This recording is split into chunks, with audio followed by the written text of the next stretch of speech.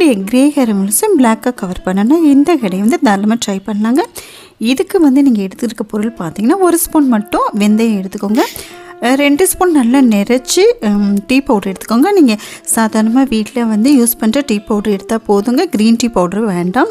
இது ரெண்டையும் நல்லா வந்து ஒரு அடிகனமான பாத்திரத்தில் நல்லா கருகிற அளவுக்கு வறுத்து எடுத்துக்கலாங்க.